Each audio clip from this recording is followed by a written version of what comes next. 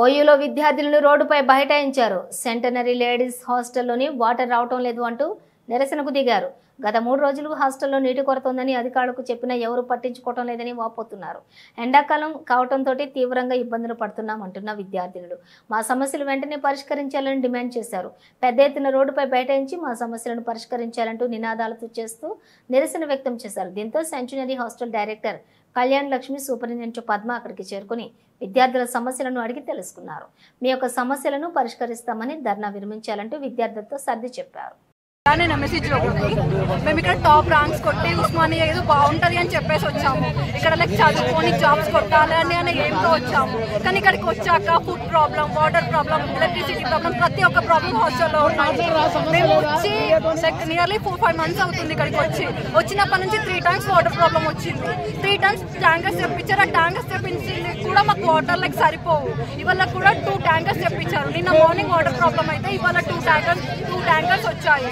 అవి కూడా మాకు అసలు 700 members కి 2 ట్యాంకర్స్ ఎక్కడ సరిపోతాయి అన్న? అవి సరిపోవడం లేదు వాటర్.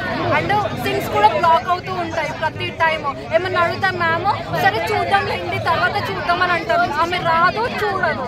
అసలు ఆమె ఇవాళ వచ్చి లైక్ మనీ ఇంత పే చేసిన వాటర్ ట్యాంకర్స్ కంటుంది. ఎవరికి కావాలన్నా? మాకు పర్మనెంట్ సొల్యూషన్ కావాలి. అండ్ ఇంకోటి డ్రింకింగ్ వాటర్ కూడా లైక్ ప్రాపర్ ఫిల్టర్ అవ్వవు, స్మెల్ వస్తూ ఉంటాయి. దాన్ని అడిగితే మేము చూసుకుంటామంటే చూసుకోదు. మాకు 3 floors లిఫ్ట్ పనిచేయదు. 3 floors కి వాటర్ లేదు. కింద మాకు వాటర్ కావాలంటే కింది ఫ్లోర్కి వెళ్ళాలి.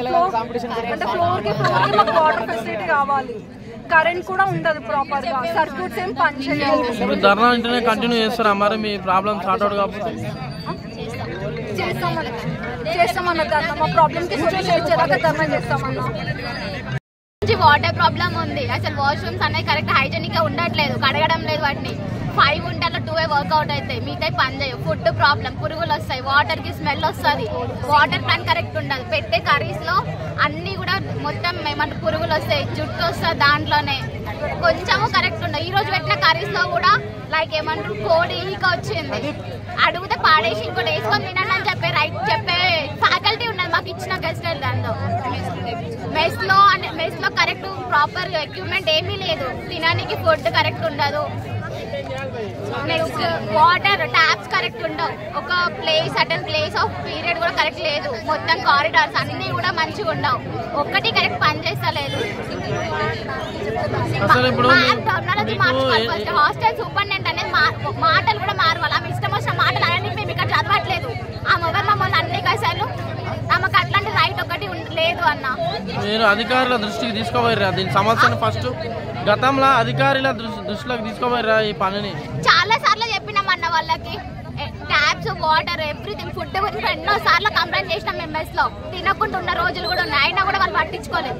ఇన్ని సార్లు చేసి మేము ఇప్పుడు రోడ్డు పైన రావాల్సి వచ్చింది. ఫోన్ చేసే రెస్పాన్స్ ఉండదు. ఒక సెక్యూరిటీకి చెప్తే ఆమె రెస్పాన్స్ తీసుకోదు.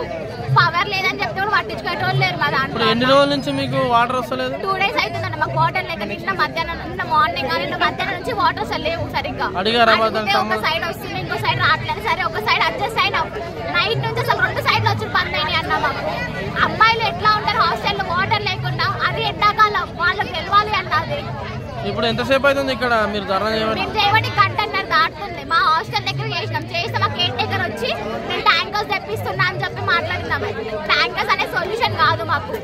మొన్నటి 2 weeks ఇక్కడ త్రాగునీరు లేవా లేకపోతే వాడుకునే నీళ్ళు? ఏ నీళ్ళు లేవు? 2 నీళ్ళు బాగోవన్నా. ఏవి కూడా వాళ్ళు మార్చారు. అసలు ఎన్నిసార్లు చెప్పినా చేస్తున్నాం కానీ చేసిన రోజులు లేదు ఇప్పటి వరకే కూడా. వాళ్ళు సాగిస్తామన్నా. మాకు న్యాయం దొరికే వరకు చేస్తూనే ఉంటాం మేము కూడా.